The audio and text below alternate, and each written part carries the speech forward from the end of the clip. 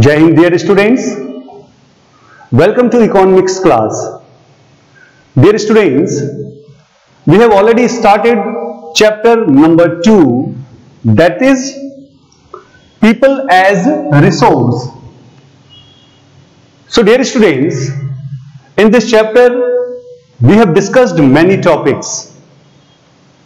We discussed that a population can be asset rather than liabilities when investment is made in terms of education, healthcare and training. Then the population will be asset. It will turn into asset rather than liabilities. And there are many countries in the world, they invest a lot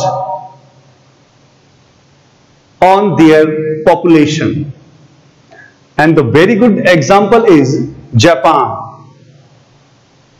So Japan is a country which invested most of part of its resources into its people resource, and that's why most of the people, or you can say 100% people of Japan are literate, they are healthy, they are trained.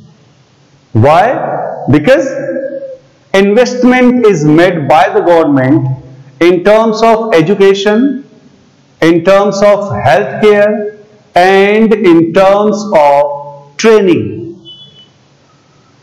So dear students, I hope everyone is having book.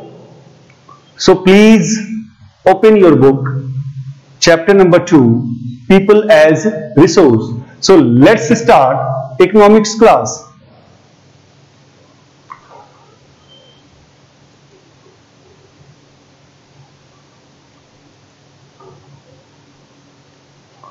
So dear students, now we will discuss quality of population.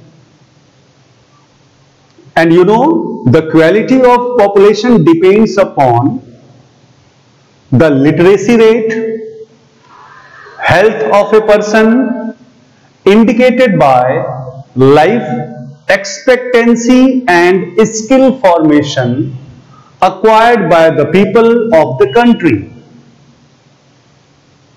It also means that the quality of population depends upon literacy rate, that how many people are literate in that particular country. Then health of a person. What is the condition of health of that particular country? And that is indicated by life expectancy and skill formation, which is acquired by the people of the country. The quality of the population ultimately decides the growth rate of the country. Literate and healthy population are an asset. It is very easy to understand that if people are literate, then they will be more productive. They will earn more and more income. Even if the population is healthy. So you can understand how much health is important. So a healthy person can be more productive, will be more productive and can earn higher than an unhealthy person. Even if people are skilled, if any person is skilled, then definitely his income will be higher. So we can say that quality of the population ultimately decides the growth rate of the country. So literate and healthy population are an asset. And if the people are illiterate and unhealthy, then they will be liability rather than asset. So dear students, Now we have, as you know, that education is very important. So first we have to discuss about education. So Sakal's education. Have you remembered the story of Sakal? So Sakal's education in the initial years of his life bore him the fruits in the later years in terms of a good job and salary. As I explained in the story that Sakal acquired education, and when he became literate, then he got a good job and very good salary. So we can understand that education was an important input for the growth of Sakal. Because he was educated, then he grown a lot. He became financially strong because he was educated. It opened new horizon for him, provided new aspiration and developed values of life. So you can understand, students, education is so important. And even you all are coming to school to acquire education. Why? Because if you will be educated, then in future you will get a good job, you will get a good salary. And suppose if everyone will get good job and good salary, or suppose if everyone is literate in any country, then definitely the population of that country will be more productive. And like that, the economic growth of that country will be very high. So we can understand the importance of education. Then,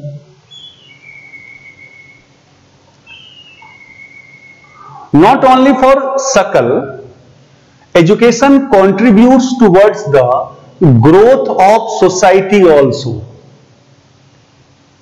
You just try to understand. If someone is educated, then he can contribute towards the growth of society. It enhances the national income, cultural richness, and increases the efficiency of governance. If many people are educated, then they will earn more, and if they will earn more, then it will increase our national income.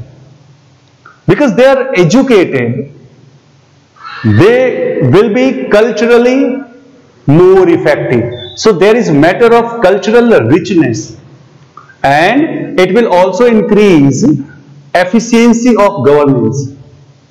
If in any government everyone is highly educated, then the government can work efficiently. So we can say that education enhances the national income, cultural richness, and increases the efficiency of governance. There is a provision made for providing universal access, retention, and quality in elementary education with a special emphasis on girls. Just try to understand. There is a provision made for providing universal access, retention, and quality in elementary education with a special emphasis on girls. Then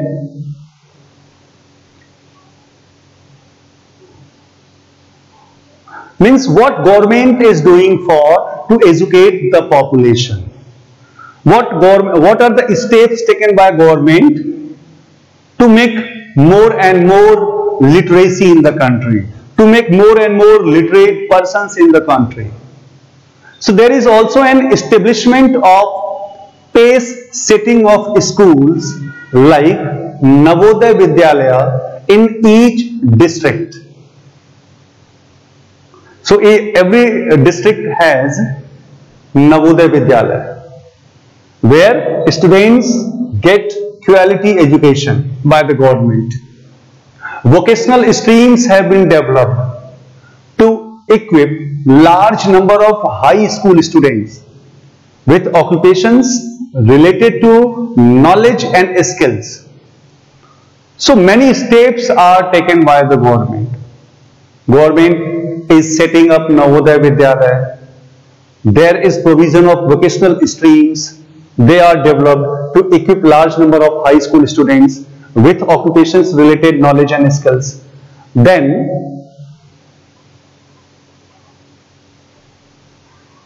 so how much expense whereby the government, the plan outlay on education has increased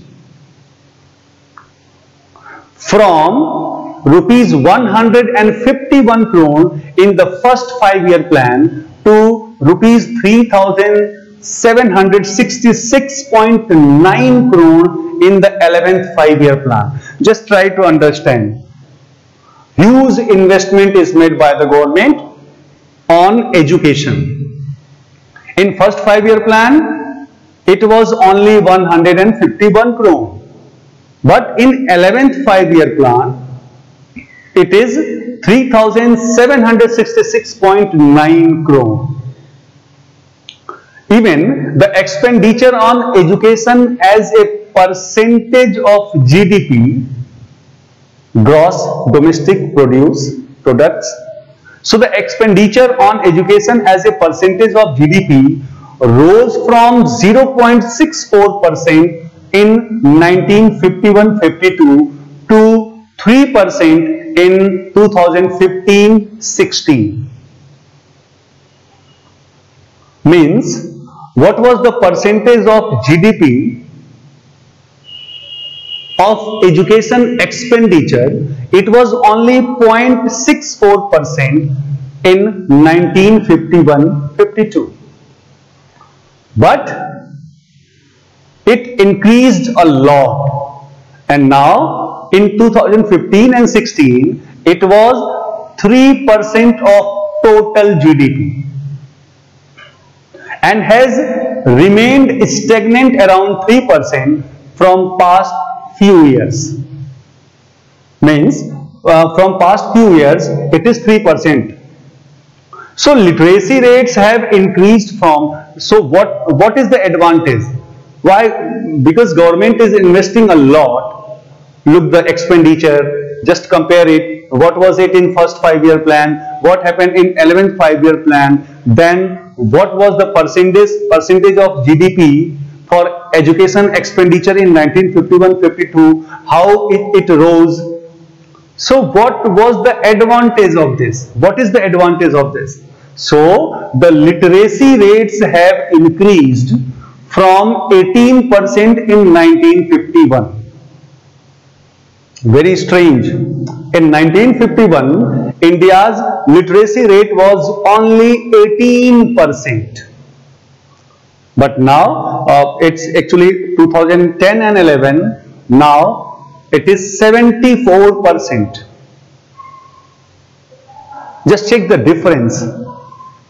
Because government expended a lot. Expenditure rose.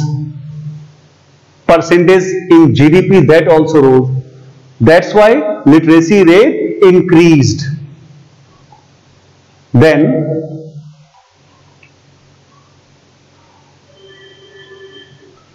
literacy rate is not only a right. Literacy is not only a right. It is also needed if the citizens are to perform their duties and enjoy their rights properly. Dear students, if you want to perform your duties and if you want to enjoy your rights which is given by our constitution properly, then education is very important. Then literacy is very important. It is very easy to understand. Then a literate person can perform his duties and can enjoy his rights properly, rather than an illiterate person. However, a vast difference is noticed across different sections of the population. Dear students, yes, India's literacy rate is increasing, but there is a vast difference if we will see the different sections of the population. So first compare with males and females. Literacy among males is nearly 16.6% higher than females. Means 16.6% males are literate. More males are literate than females. And even if we will compare to urban areas to rural areas, then 16.1% people, they are higher educated in urban areas if we will compare it to rural areas. Just see the difference between males and females. I'm talking about literacy. So males and females, and then urban areas to rural areas, a big difference. Then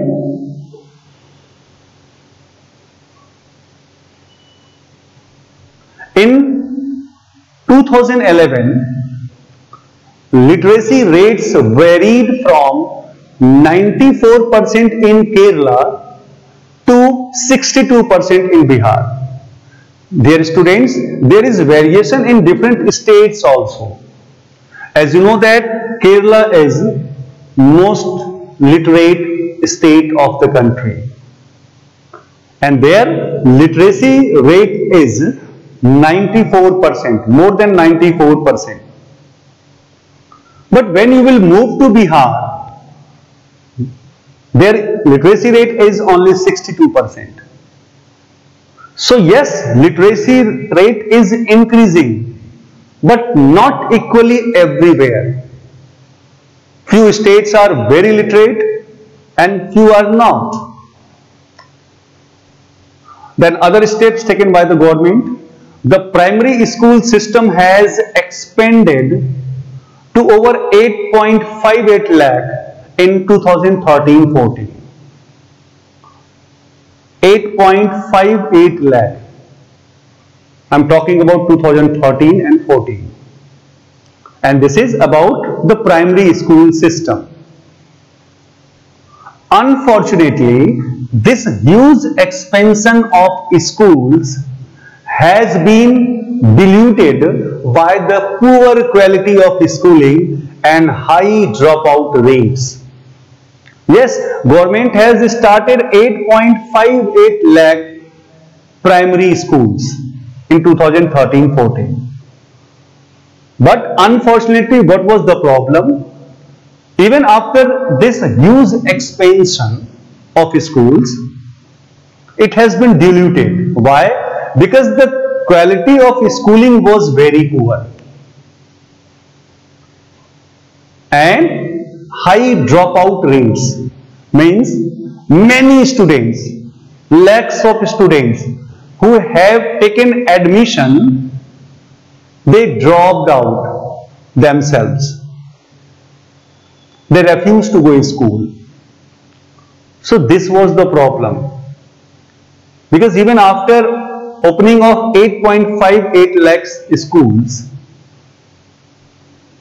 the condition of literacy rate was not increased as expected, and the reason was poor quality of schooling and high dropout rates. Then Sarv Shiksha Abhiyan. Dear students, it is a significant step towards providing elementary education to all children in the age group of 6 to 14 years by 2010. Sarv Shiksha Abhiyan. It was launched by the government, And you know, it was a significant step. What was the objective of this scheme, Sarv Shiksha Abhiyan? To provide elementary education to all children in the age group of 6 to 14 years by 2010. And to provide elementary education to all, I am talking about 100% children in the age group of 6 to 14 years by 2010. It is a time-bound initiative of the central government in partnership with the states, the local government and the community for achieving the goal of universalization of elementary education. It was the thinking of government to give elementary education to all. It was the initiative of central government with the partnership of states, means state governments, local governments and even community to give elementary education to all children in the age group of 6 to 14 years by 2010, because it was a time-bound initiative. And it was very success, dear students, very success scheme of central government. Along with it, bridge courses and back to school camps have been initiated to increase the enrollment in elementary education. You know, because enrollment was very poor. So what government did with bridge courses, back to school camps was started. And what was the objective of this? To increase the enrollment in elementary education. Then midday meal scheme has been implemented to encourage attendance and retention of children and improve their nutritional status. Midday meal means meal, food was provided by the government to students to encourage attendance and to even retention of children and improve their nutritional status. That's why this scheme was launched by the government. These policies could add to the literate population of India. And why these policies were taken, were implemented to literate the population of India. So government is taking many steps. Sarv Shiksha Abhiyan, expenditure on education was increased. Then midday meal was launched. And there are many schemes which are launched to improve the condition of population, to improve the educational condition of population, to increase the literacy rate of the population. So governments take many steps. The 12th plan, I'm talking about 12th 5-year plan. So the 12th 5-year plan endeavored to raise the country's gross enrollment ratio, GER, in higher education in the age group of 18 to 23 years to 25.2% by 2017 and 18, and to reach the target of 30% by 2021. So government is taking many steps to make more and more people literate. That's why gross enrollment ratio. You know, gross enrollment ratio, it is the ratio of total enrollments in primary, secondary and higher schooling. So it was thinking of government, it was objective of government that in the age group of 18 to 23 years to 25.2% by 2017-18 and 30% by 2020-21, which would be broadly in line with world average. 30% is also just near to world average. So to give education, it is the main target of government. The strategy focuses on increasing access, quality, adoption of state-specific curriculum, modification, vocationalization, and networking on the use of information technology. The strategy focuses on that there should be increasing access, on which areas government is focusing, the strategy of government is focusing, and they are increasing access, quality adoption of state specific curriculum, modification, vocationalization, and networking on the use of information technology. So dear students, because government is taking many steps, because everyone knows that a literate country can improve a lot than an illiterate country. That's why it is the duty of government to make literate each and everyone, to make healthy each and everyone, to give training to each and everyone, so that the country can develop. Then the plan also focuses on, I am talking about 5-year plans, the plan also focuses on distance education, convergence of formal, non-formal, distance and IT education institutions. They all are converged, formal, non-formal, distance and IT education. So over the past 50 years, there has been a significant growth in the number of university and institutions of higher learning in specialized areas. Growth in number of universities and institutions for higher learning. So every 5-year plan is focusing a lot on education. Dear students, in your book, there is a table. Just go through that to see the increase in the number of colleges, universities, enrollment of students and recruitment of teachers from 1951 to 2015-16. Just go read the table and try to compare what government is doing regarding this. So dear students, this time we have discussed about education, how much education is important and what government is doing regarding education. So as I explained that education is most important tool to make a population an asset rather than liabilities.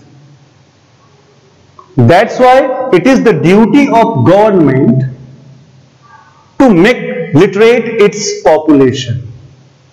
And that's why Indian government, the expenditure on education is increasing in each and every 5-year plan. Government is spending a lot on education, spending a lot to literate its population. Sarv Shiksha Abhiyan, back to school, then midday meal, convergence of IT education, distance education, formal and non-formal education. So it is the duty of government to make its population literate, and if the population will be educated of any country, that country will be developed. That's why when you will check or when you will see the literacy rate of developed countries like America, China, Japan, just go and check. the literacy rate of those countries is almost 100%. Means everyone is literate in that country. So dear students, that's all for today, and it is my humble request to all my students to read this topic carefully. Today we discussed about education, quality of population, and inequality of population we discussed about education. So dear students, please read this topic very carefully. And in next class, we will discuss on health. How much health is important for development of any country.